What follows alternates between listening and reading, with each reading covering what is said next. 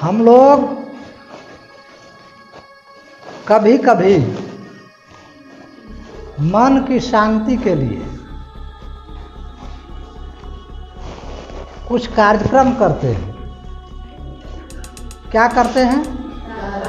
कैसा कैसा कार्यक्रम करते हैं?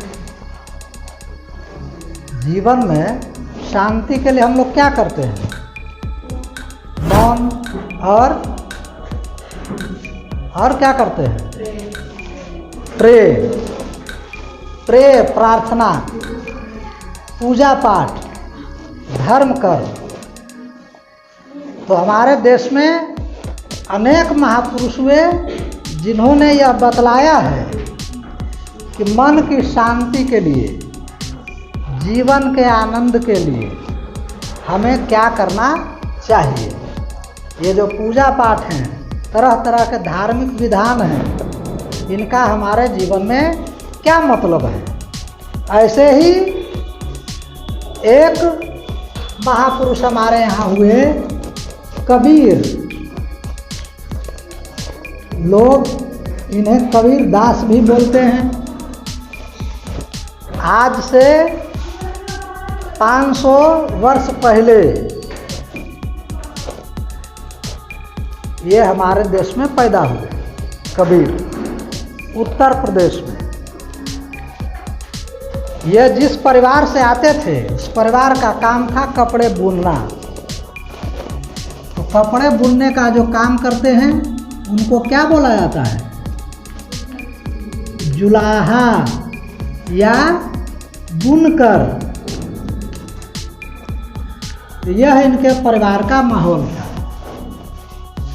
कबीर शुरू से साधु स्वभाव के थे, फक्कड़ थे, इसलिए ये स्कूल नहीं गए पढ़ने।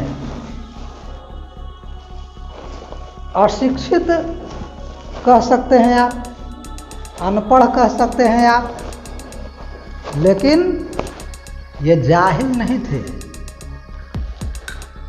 पढ़े लिखे लोगों की तरह ये ज्ञानी थे। तो कागज की पढ़ाई इन्होंने नहीं की। इन्होंने कहा कलम कागज छुयो नहीं, कलम गहियो नहीं हाथ। साफ साफ इन्होंने कहा कि मैंने वैसी पढ़ाई नहीं की है जिसको पढ़ाई बोलते हैं, लेकिन मैंने जिंदगी की किताब पढ़ी है। कहाँ पढ़ी? साधुओं की संगति में, महापुरुषों की संगति में। तो इसलिए कबीर साधु के स्वभाव से साधुओं की संगति में रहे, इसलिए इनकी बोलचाल, भाषा साधुओं की तरह हो गई। इसको बोलते हैं सधुक्कड़ी भाषा। सधुक्कड़ी भाषा।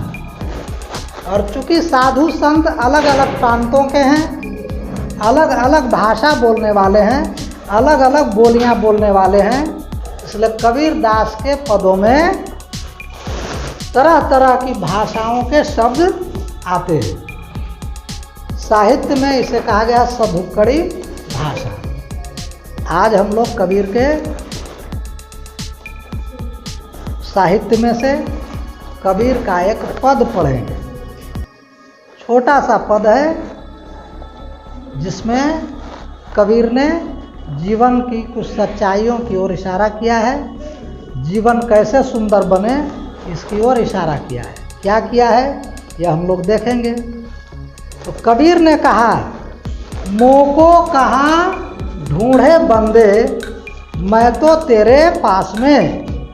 मोको यह साधुओं की भाषा है। मोको मुझे, बंदे, बंदा दिल्ली में, पंजाब में कहा जाता है युवक को, आदमी को। तो मोको कहाँ ढूंढे बंदे। ए इंसान, तुम मुझे कहाँ ढूंढते हो? मैं तो तेरे पास में, मैं तो तुम्हारे ही पास हूँ। यह कौन कह सकता है, कौन कहता है, यह कौन कहता है, बोलिए। मोको कहाँ ढूंढे बंदे, मैं तो तेरे पास में, ये कबीर कह रहे हैं? नहीं, यह कबीर कह रहे हैं ईश्वर बनकर, ईश्वर की ओर से, भगवान की ओर से, खुदा की ओर से, गॉड की ओर से। क्या कह रहे हैं? ये ईश्वर कह रहा है भक्तों से, मोको कहाँ ढूंढे बंदे, मैं तो तेरे पास में, मैं हमेशा तुम्हारे पास हूँ, तुम मुझे कहाँ कहाँ ढूंढते रहते हो।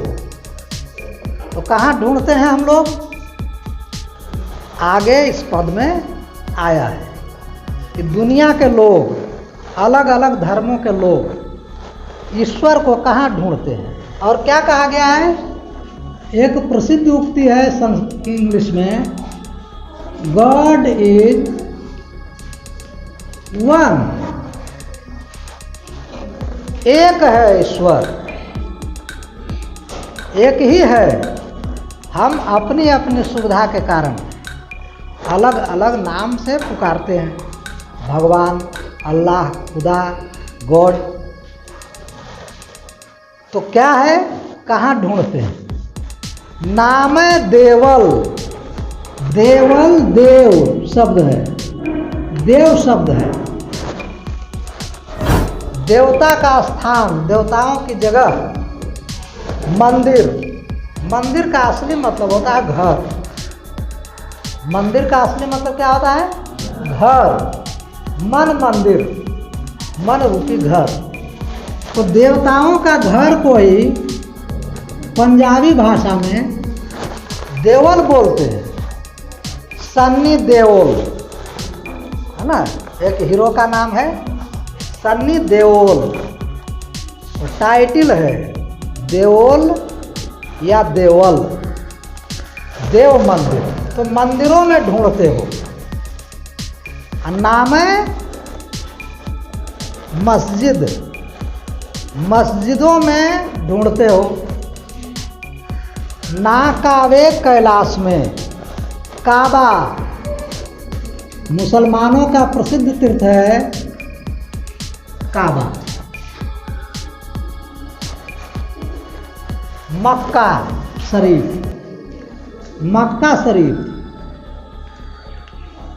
काबा, ये सऊदी अरब में है।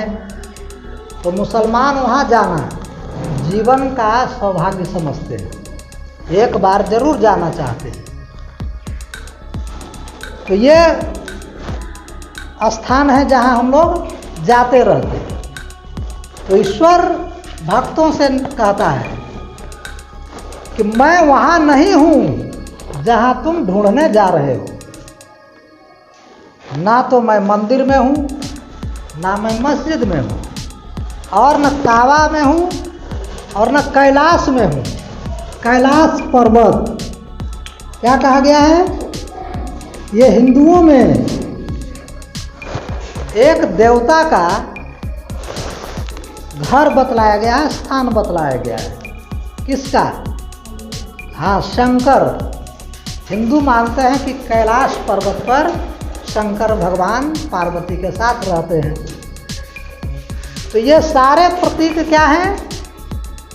हमारे विश्वास के, आस्था के प्रतीक है। ये स्थान, ये जगह हैं। तो कबीर का कहना है, ईश्वर हमें बार बार समझाता है कि उसकी जगह इधर नहीं है। तो क्या है? ना तो कौनो क्रियाकर्म में, क्रियाकर्म तरह तरह की क्रियाएं करते हैं। कल